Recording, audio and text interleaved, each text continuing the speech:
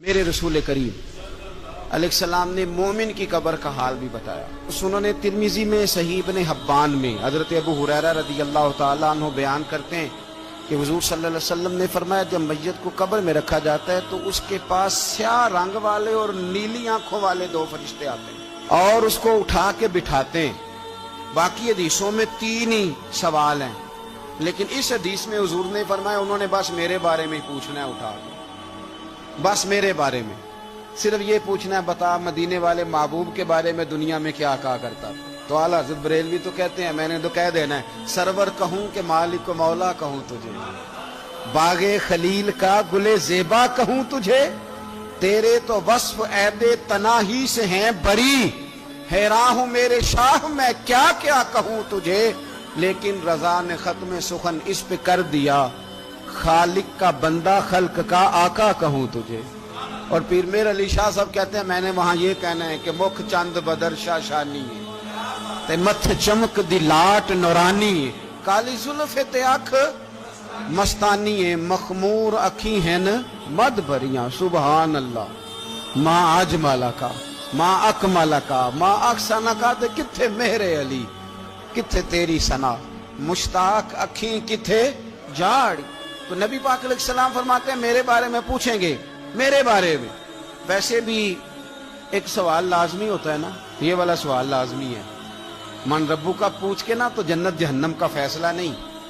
ماں دینوں کا پوچھ کے جنت جہنم کا فیصلہ۔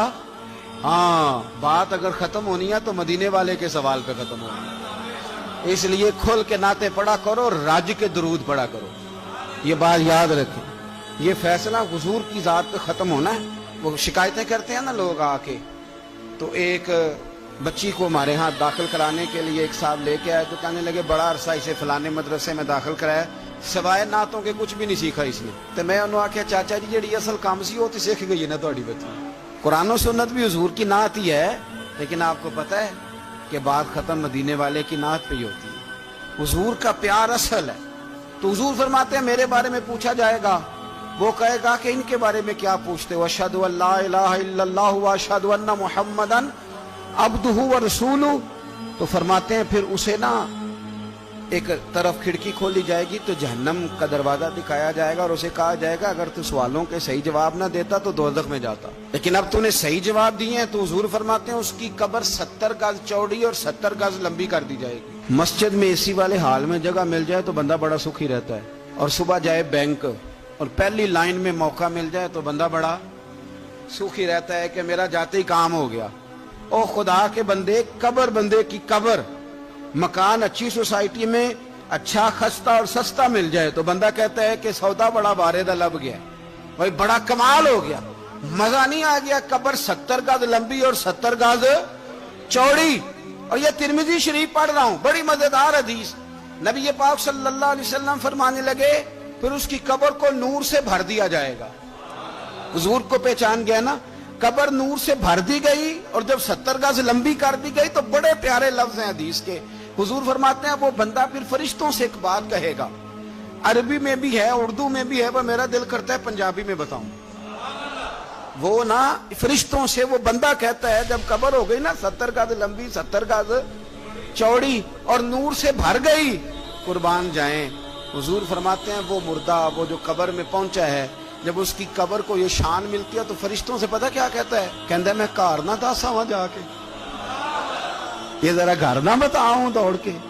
یہ ذرا میں اپنے گھر بتاؤں بھاگ کے کہ اللہ نے بڑی خیر کر دی، اپنی اماں نہ دسا وہاں، میں بچوں کو بتا کے آؤں کہ موج بن گئی ہے، میں بتاؤں اپنی بیوی کو، بتاؤں اپنے بہن بھائیوں کو، میں گھر نہ دسا وہاں۔ قربان جائیں میرے رسول کریم فرماتے ہیں فرشتے اس سے کہتے ہیں نہیں تو کسی کو نہ بتا، نم کا نومت العروس، تو اس طرح سو جا جس طرح پہلی رات کی دلہن سویا کرتی، وہ بڑے چاؤں میں سوتی ہے،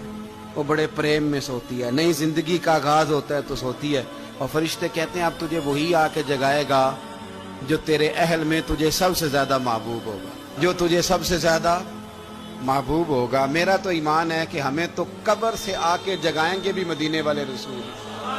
کہیں گے آؤ غلاموں چلیں، آؤ غلاموں۔ اور وہ کشمیر کے رومی وقت نے میاں صاحب نے کہا تھا بعد مرن دے قبر میری تے میرے اپیرا जे कर पावे फेरा। अब हुस्न देखें कलाम का और अंदाज देखें। बाद मरन दे कबर मेरी ते मेरे अपीरा जे कर पावे फेरा। ते कबर दे विचों हड्डियां उठ के मुजरा कर सन तेरा। तो एक दफा आ तो सही, मैं लोगों को वजद करके दिखाऊंगा कि देखो ना वो आ जाए, वो आए हैं मेरे मजार पे। आज देखो जरा, रंग तो देखो किस तरह निराला और अनोखा हो गया। वो खुद आए हैं। मोमन की कब्र जन्नत का बाग बनेगी, उसे नवाजा जाएगा, उसे दिया जाएगा, उसे अता किया जाएगा।